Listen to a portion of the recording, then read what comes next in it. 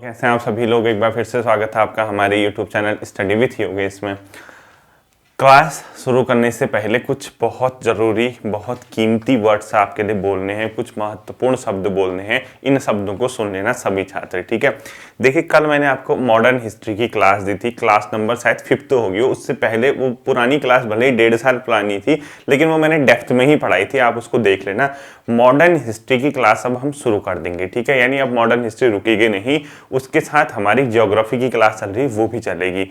रहा साथ में एक बहुत कीमती शब्द, वो है पॉलिटी की क्लास का। देखिए, पॉलिटी जिस बच्चे ने नहीं पढ़ी है, भारतीय संविधान और राज्य व्यवस्था नाम से प्लेलिस्ट में एक फोल्डर बना है, यानी संविधान राज्य व्यवस्था कुछ, उसमें वीडियोज होंगी, वो आपके ग्रुप सी के सिलेबस के हिसाब से ही है बेसिकली।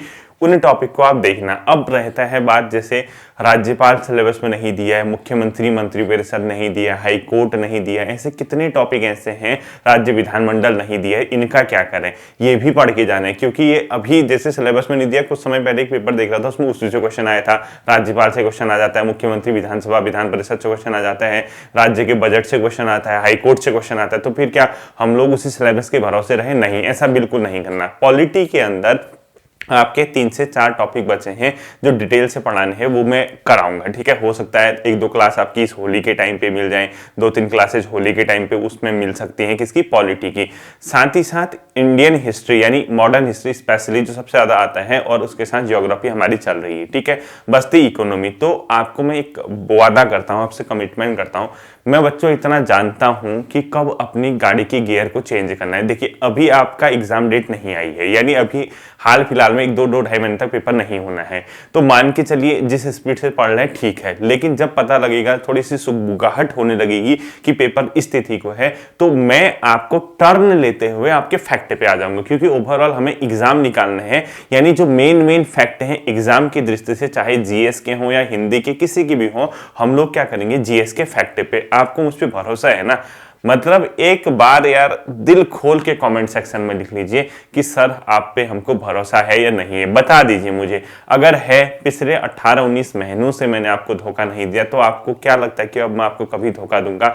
हो सकता है कभी कोई क्लास से खुश ना हो, यानी किसी को लगता हो परीक्षावाणी आ गई, कोई चाहता हो ज्योग्राफी आई, कोई चाहता इकोनॉमी आए, कोई चाहता हिस्ट्री आए, लेकिन एक साथ इतना संभव नहीं है। तो सभी के हितों को देखते हुए, जितना मैं जानता हूं, जो मेरी स्ट्रेटेजी है आप लोगों के लिए, मुझे पता है कि आप लोगों के लिए क्या सही है क्या गलत है, और एग्जाम में आपको धोखा नहीं होगा। आप देख लेना, आप फॉलो कर रहे हो इतने टाइम से, इतने बिलीव के साथ पुरानी क्लासेस देख रहे हो, इतना आप लोग देख लेना, जो पढ़ा रहा हूं उससे कहीं ना कहीं आपको फायदा ही होगा, आपको कहीं ना कहीं उससे क्वेश्चंस मिलेंगे, ठीक है।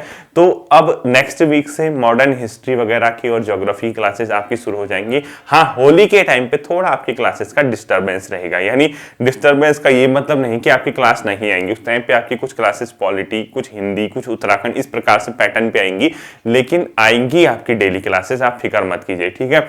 इसके साथ साथ ही, क्योंकि होली के आसपास मेरा प्लान है कि आप लोगों से मिलूं, खासकर श्रीनगर के छात्रों से जो श्रीनगर के आसपास है। मैं कोशिश करूंगा 20 मार्च को आपको एनआईटी के ग्राउंड पे मिलने की। मैं पहले आपको कम्युनिटी टैब या टेलीग्राम पे आपको मैसेज कर दूंगा। तो जो श्रीनगर के आसपास के छात्र हैं, जैसे पौड़ी नजदीक पड़ता है वहां से, या इसके अलावा रुद्रप्रयाग नजदीक पड़ता है, उस आसपास के जो छात्र हैं वो चाहें तो अगर मुझसे मिलना चाहते हैं तो आ सकते हैं। इसके अलावा 17 मार्च का मेरा प्लान है बागेश्वर के छात्रों से मिलने का, नुमाइश ग्राउंड पे। मैं कोशिश करूंगा 17 तारीख को लगभग 12-1 बजे के आसपास, जो टाइम बनेगा, जो भी बनेगा होली के पहले दिन, क्योंकि मुझे बागेश्वर आना है, तो मैं उस दिन कोशिश करूंगा कि बागेश्वर के छात्रों से मिल सकूं, ठीक है। अब देखिए, पूरे कूल एंड काम माइंड से अपना क्या करना, आपको मेहनत करनी है। सेकंड चैनल जो है स्टडी विथ योगेश 2.0 वाला, जो मेरा दूसरा चैनल है स्टडी विथ योगेश 2.0, उसमें क्योंकि मैंने होमवर्क शुरू कर रखा है 3 दिन से, उसमें मैं क्लास नहीं दे पाया, थोड़ा सा प्रॉब्लम थी, यानी कुछ प्रॉब्लम की वजह से नहीं, थोड़ा डिस्टर्बेंस चल रहा था, थोड़ा सा बिजी शेड्यूल था, इसलिए मैं उस पर समय नहीं निकाल पाया। मेरी कोशिश है आज से, किसी केस में अगर आज क्लास नहीं आ पाई, ध्यान से सुनना, सेकंड चैनल में किसी केस में अगर आज क्लास नहीं आ पाई, तो प्रॉमिस कर रहा हूँ कल से उसमें क्लास कंटिन्यू आएगी। आपको फिक्र करने की कोई भी जरूरत नहीं है, ठीक है। वो हम लोग देखेंगे, बस अपना भरोसा रखिए, खुद पे भरोसा रखिए, हम सफल होंगे। उम्मीद रखिए, आप लोग मेहनत कर रहे हैं, इसका परिणाम आपको जरूर मिलेगा। जिस तरीके से लेके चल रहा हूँ उसी तरीके से चलिए। Modern history next week 2-3 classes जाएंगी, उसके बाद थोड़ा सा होली के टाइम पे स्किप रहेंगी। क्यों? क्योंकि होली पे मैं हूँ नहीं यहाँ पे, उसको पढ़ाने में मुझे टाइम लग जाता है, टॉपिक बनाने में तैयार लग जाता है। अब आज की क्लास आपकी आनी थी मॉडर्न हिस्ट्री की, क्यों नहीं आ पाई होगी? कभी सोचा? कल क्या हुआ था, लाइट नहीं थी। अब मैं कुछ नहीं कर सकता, आप खुद जानते हैं मेरी क्लास का टाइम 11 बजे के समथिंग है, तो कल लाइट नहीं आ पाई, तो कल क्लास आई आपके 7-7:15 बजे इवनिंग में। अब उतनी लेट क्लास प्रिपेयर करने के बाद, टॉपिक देने के बाद मेन चैनल पे दूसरा चैनल का टाइम था 7 बजे, वहां वो टाइम वो खा गया। उसके बाद नाइट का टाइम होता है, दूसरे दिन के टॉपिक तैयार करने का टाइम होता है, वो पूरा शेड्यूल ही क्या हो गया, बिगड़ गया। अब शेड्यूल बिगड़ गया तो इसमें मैं क्या कर सकता हूँ बताइए? वो तो थोड़ा सा आपको एडजस्ट करना पड़ेगा, ठीक है। देखिए, आज आपका चैप्टर नंबर 10 एंड हो जाएगा, परीक्षा वाणी का अंतिम है, और इसके फैक्ट होपफुली आप लोग कर रहे होंगे, आपने कर लिया होगा। इसमें क्या दिया है नेक्स्ट देखना, पेज नंबर 203 के आसपास, 203, 202, 204 कहीं ऐसा होगा।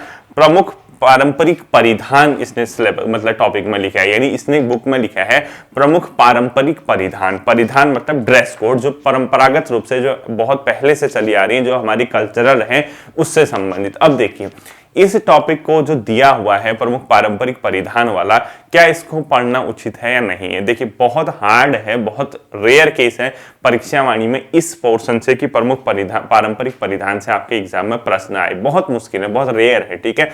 होपफुली आ जाए, लेकिन मुझे लगता नहीं कि यहां से क्वेश्चन आएगा। फिर भी देखिए इसमें क्या दिया है, पहला गढ़वाली पुरुषों के परिधान। अब कहां क्वेश्चन पूछ रहा है यार, ये परिधान कौन पहनता है? कभी देखा क्या पहले? हाँ, ऐसा है कि जनजाति जो इलाके हैं वहां कभी कभी पूछ रहा था कि ये क्या है, तो उसमें एक परिधान, एक ऐसे इस प्रकार से क्वेश्चन आता है। अब गढ़वाली पुरुषों के परिधान आ रहा है। देखो, धोती सभी जानते हैं कि क्या होता है, चूड़ीदार पैजामा। अब गढ़वाली पुरुष चूड़ीदार पैजामा पहनते हैं, बता रहा है। कुर्ता, मिर्जई, सफेद टोपी, पगड़ी, बास्कट, गुलबंद आदि। ये क्या पढ़ना है बताओ? ये पेपर में आपको लगता है कि यहाँ से क्वेश्चन आएगा कि गुलबंद बास्कट कौन पहनता है? कभी नहीं आएगा, ठीक है, बहुत मुश्किल। दूसरा, गढ़वाली स्त्रियों के परिधान, आंगड़ी, गाती, धोती, पिछौड़ा आदि। मुश्किल है एग्जाम के दृष्टि से। हाँ, वैसे भी देखो, आप गढ़वाल कुमाऊं के इलाके के, वैसे भी सभी बच्चों को पता रहता है, कोई मतलब पढ़ने की चीज नहीं है कि एग्जाम की दृष्टि से इंपॉर्टेंट है, ठीक है। तीसरा, गढ़वाली बच्चों के परिधान, झगुली, घाघरा, कोट, चूड़ीदार पैजामा, संतारा आदि। हाँ, इसके अंदर 2 शब्द याद रखना, एक झगुली याद रखना है आपको, ये थोड़ा सा ध्यान रखना, और एक संतारा याद रखना, ठीक है। दूसरा शब्द जो आपको याद रखना है, संतारा याद है, सनरात, संतारा नहीं सनरात, ये 2 शब्द आपको याद रखना है। ये यहाँ की गढ़वाली बच्चों के क्या है, परिधान है, इसके अलावा कुछ नहीं। कुमाऊनी पुरुषों के परिधान, धोती, पैजामा, सुराव, कोट, कुर्ता, भोटू, कमीज, मिर्जे, टांग, टोपी आदि। कुछ भी नहीं पूछना है एग्जाम की दृष्टि से, कोई इंपोर्टेंट नहीं है। कुमाऊनी स्त्रियों के परिधान, घाघरी, घाघरा कहते हैं जिसका, ठीक है, खानू, धोती, पिछौड़ा आदि। कोई इंपोर्टेंट नहीं एग्जाम के दृष्टि से। कुमाऊनी बच्चों के परिधान, झगुली, झगुल, कोड, सनरात, स्लैक्स, सनरात बोलते हैं इसको, ठीक है, सनरात यानी स्लैक्स। इसके अलावा कुछ नहीं। तो जो परिधान वाला पोर्शन दिया है, मुझे नहीं लगता कि एग्जाम की दृष्टि से कोई भी चीज इंपॉर्टेंट है। चाहे तो आप इसको स्किप कर सकते हैं। अब देखिए, आपने कहा, सर ने कहा कि स्किप कर सकते हैं, बाई चांस क्वेश्चन आ गया, 1% मान के लगे क्वेश्चन, तो उसमें मैं दोषी नहीं हूं। क्यों? क्योंकि मैं आपका राह आसान कर रहा हूं, कि मैं कह रहा हूं कि स्किप कर सकते हो, मैंने कर दो नहीं कहा। आपको लगता है कि जो शब्द आपने नहीं सुने उसको हाईलाइट कर दो, सिंपल सा तरीका है। देखो, धोती, कुर्ता, पैजामा, ये थोड़ा ना आप लोग नोट याद करने में लगे। जो शब्द आपको लगता है कि हाँ आपने नहीं सुना है, आप उसको हाईलाइट कर दो। दिमाग में रखना कि हाँ ये परिधान है, और क्वेश्चन आने की चांस है 0.0000001%, यानी आ गया तो वाली बात है, वैसे आता नहीं है ऐसे क्वेश्चन। हाँ, जनजातियों के परिधान अवश्य आपसे पूछा जाता है, वो थोड़ा सा लीक से हटके होते हैं, तो आप चाहें तो इस वाले पोर्शन को स्किप कर सकते हैं। जो नहीं आता, मेरी सलाह है, जो शब्द नहीं सुना उसको हाईलाइट कर लो, ध्यान रखना कि हाँ ये परिधान होता है और कुछ नहीं। अब आता है प्रमुख आभूषण, उसी के नेक्स्ट, ये इंपॉर्टेंट है, ये हर एग्जाम में आता है आपका प्रमुख आभूषण। अब देखिए इसको तैयार कैसे किया जाए, ठीक है। इसको तैयार करने का तरीका, एक इंडिविजुअल टॉपिक सीरीज मैंने आपको कराई थी, अगर आपको ध्यान होगा, उत्तराखंड इंडिविजुअल टॉपिक सीरीज। इसके अंदर एक टॉपिक होगा पारंपरिक आभूषण। पारंपरिक आभूषण बहुत अच्छे से आप लोग इसको क्या कर सकते हो, तैयार कर सकते हो, और इससे क्वेश्चन आने के चांसेस 99%। अब जरूरी नहीं कि आएगा, लेकिन 99% आपका इससे क्वेश्चन आने के चांसेस हैं कि उत्तराखंड के प्रमुख आभूषण कौन से होते हैं, यहां से प्रश्न आता है। अब आपको इसको सिंपल तरीके से देखो कैसे डिवाइड करना है। कान के एक साथ लिख लो, गले के एक साथ लिख दो, हाथ के एक साथ लिख दो, कमर के एक साथ लिख दो, पैर के एक साथ लिख दो और सर यानी अपने हेड के। ठीक है, यानी इस प्रकार से कान के कौन कौन से आभूषण हैं, गले के आभूषण, हाथ के आभूषण, कमर के आभूषण, पैर के आभूषण, सर के आभूषण। अब आप कहोगे सर इससे क्वेश्चन क्या पूछेगा? इससे ये क्वेश्चन पूछेगा जैसे बाई चांस यहां लिख दिया कि तगड़ी, क्या है ये? तगड़ी। दो चीजें, ठीक है, तगड़ी लिख दिया। पहले पूछेगा तगड़ी क्या है? ऑप्शन आता है पारंपरिक आभूषण। ठीक हो गया कि ये कोई ना कोई पहनने वाली चीज है, कहने का मतलब। ठीक है, दूसरा तगड़ी नामक पारंपरिक आभूषण कहाँ पहना जाता है? तब लिखोगे कमर में। ठीक है, ये क्वेश्चन इस तरीके से आता है। ध्यान से सुनना, इसको तैयार करने का तरीका इंडिविजुअल टॉपिक सीरीज के अंदर मैंने आपको ये बताया हुआ है कि बच्चों एक काम करो, ये आभूषण वाला जो है इंपोर्टेंट है। जैसे मैं पारंपरिक परिधान इंपोर्टेंट नहीं बताऊंगा, लेकिन आभूषण इंपोर्टेंट है। आभूषण के अंदर क्वेश्चन पूछने के तरीके देखना, उसके कहाँ पहना जाता है और ये क्या है। तो सिंपल सी बात है, एक बार माथे के लिख लो। माथे में मतलब जो जो पहने जाते हैं, जैसे शीश फूल, बिंदी, सुहाग बिंदी, मांग टीका, कई चीजें तो आपको आती होंगी, स्पेशली महिलाओं को। ठीक है, स्पेशली गर्ल्स को।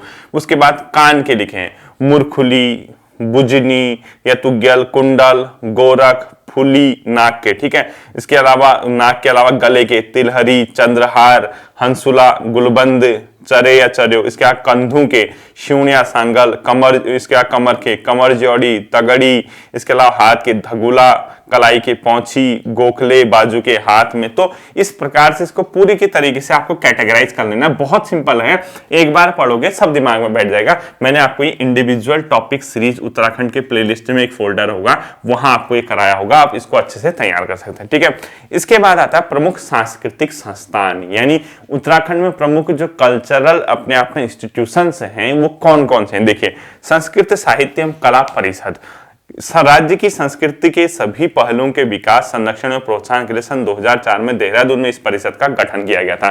पहला फैक्ट यही रखना है, संस्कृत साहित्य एवं कला परिषद का गठन कब हुआ था? ठीक है, संस्कृत साहित्य एवं कला परिषद, साहित्य व कला परिषद, इसका जो गठन किया गया था 2004 में, कहां किया गया है? देहरादून में। ठीक है, एक पॉइंट ये याद रखना है, कब और कहां देहरादून में ये गठन हुआ था। ठीक है, अब इसके बारे में बाकी पढ़ते रहो कि परिषद में ख्याति प्राप्त साहित्यकार, चित्रकार, संगीतकार, नाटककार, ये सब होते हैं। इसके अलावा कुछ नहीं देखना है। दूसरा इसने लिखा है संस्कृत अकादमी। क्या लिखा है?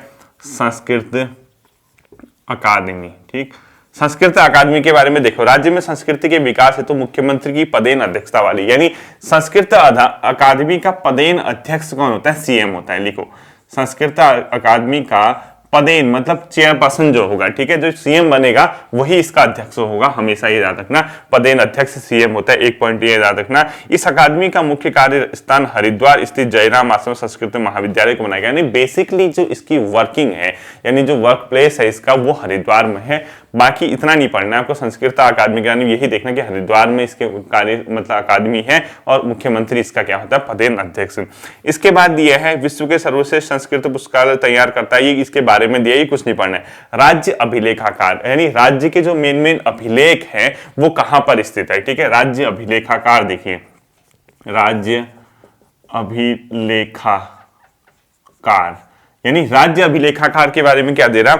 अभिलेखों को संरक्षित करने और उन्हें जनता तथा शोधकर्ताओं को उपलब्ध कराने के लिए राज्य सरकार द्वारा क्षेत्रीय अभिलेखाकार देहरादून को राज्य अभिलेखाकार के रूप में उच्चीकृत किया गया है। यानी इसको क्या किया गया? हायर किया गया है। किसको? राज्य अभिलेखाकार। तो बेसिकली राज्य अभिलेखाकार कहां पर मानोगे आप लोग? देहरादून में। ठीक है, इतना ही पॉइंट याद रखना और कुछ भी नहीं रखना। रंगमंडल, राज्य में नाट्य कला के विकास हेतु देहरादून और अल्मोड़ा में रंगमंडल की स्थापना की गई है। यानी कहां पर रंगमंडल बनाया गया है? रंगमंडल, रंगमंडल कहां का है? देहरादून प्लस अल्मोड़ा में। ठीक है, और कुछ भी नहीं पढ़ना। इसके बाद आता है उदय शंकर नृत्य एवं नाट्य अकादमी, ये पेपर में पहले भी आ चुका है। उदय शंकर नृत्य एवं नाट्य अकादमी की स्थापना 2003 में अल्मोड़ा में की गई थी। मोस्ट इंपोर्टेंट कर देना। ठीक है, देखिए कहां पर है? अल्मोड़ा में। उदय शंकर नृत्य एवं क्या लिखा है? उदय शंकर नृत्य एवं नाट्य अकादमी, हिंदी में लिख दिया मैंने। ठीक है, ये 2003 में अल्मोड़ा में स्थापित किया गया। ये पेपर में आता है, पेपर में बहुत आता है, उदय शंकर नृत्य एवं नाट्य अकादमी, इसको इंपोर्टेंट कर देना 2003 में। ठीक, इसके बाद भातखंडे हिंदुस्तानी संगीत संस्थान 3 जगह है, देहरादून, अल्मोड़ा और अपने आप में पौड़ी में, यानी 3 महाविद्यालय इसके बेसिकली बता रहा है। भातखंडे हिंदुस्तानी संगीत संस्थान तो कहां पर है? देहरादून, पौड़ी और अल्मोड़ा में। भातखंडे हिंदुस्तान अपने आप में क्या है? संगीत संस्थान, देहरादून, पौड़ी और अल्मोड़ा में। किन जगहों पे है ये हाईलाइट करना। और लास्ट है लोक कला संस्थान, ये कहां पर है? अल्मोड़ा में इसकी स्थापना की गई है। ठीक है, लास्ट क्या है? लोक कला संस्थान, इसकी स्थापना कहां की गई है? अल्मोड़ा में की गई। ठीक, इतना ही आपको इस 10th नंबर के चैप्टर से अपने आप पे ध्यान रखना है, इसके अलावा इसको कुछ भी ध्यान रखने की जरूरत नहीं है। ये कंप्लीट हो चुका है आपका चैप्टर नंबर 10। अब देखिए परीक्षा वाणी एक बार लगभग 28 नंबर की क्लास है। ठीक है, तो आप क्या करना, इन 28 क्लासों के अंदर देख लेना कि सर ने कौन कौन से टॉपिक कराए हैं। ठीक है, सिंपल सी बात, आपको क्या करना है, आगे जो इंडेक्स दिया हुआ है उसको आप हाईलाइट कर लो। समय देखो, आपको परीक्षा वाणी अगर आपने तैयार कर देना, आपका 50 से 70% काम एग्जाम में हो चुका है। मतलब मान के चलो, आंख बंद करके चले जाओ 50 से 70%, क्योंकि देखो 40 नंबर की उत्तराखंड आती है तो 18 नंबर, 20 नंबर, 15 नंबर, 16 नंबर परीक्षा वाणी की होंगी। बेसिक परीक्षा वाणी है और इसके अलावा बेसिक किताब है ही नहीं इससे बेसिक। ठीक है, ये बेसिक है और बहुत सी किताबों को इसी से कॉपी करके फिर बनाया गया है। यानी कहने का मतलब आपको मार्केट में हजारों किताबें दिखेंगी, वो उसकी जननी मान के चलो, क्योंकि उत्तराखंड में ये किताब इसलिए विश्वसनीय है। आज भले ही क्वेश्चन किसी लेवल के आए, लेकिन उस उत्तराखंड क्वेश्चन की जननी इसी को कहा जा सकता है। 2008-9 के टाइम पे मैंने पहली बार इस किताब को देखा था, उस समय मार्केट में किताबों का नाम नहीं था, उत्तराखंड परीक्षा वाणी ही चली थी और उस दौर में जिसके पास ये किताब पढ़ी थी सारे क्वेश्चन सही होते थे और उतना टफ भी नहीं आता था उत्तराखंड। अब तो खैर पता है आपको, कई चीजें अनावश्यक भी आती हैं, कई चीजें ऐसी आती है पता नहीं कहां से पूछा जाता है, लेकिन अभी भी इसकी विश्वसनीयता, अभी भी इस पे आप ट्रस्ट कर सकते हैं। 40 में से 20 नंबर, 18 नंबर, 19 नंबर, कभी कभी 25 नंबर, कुछ भी हो सकता है। ठीक है, वो तो एग्जामिनर पे डिपेंड करता है।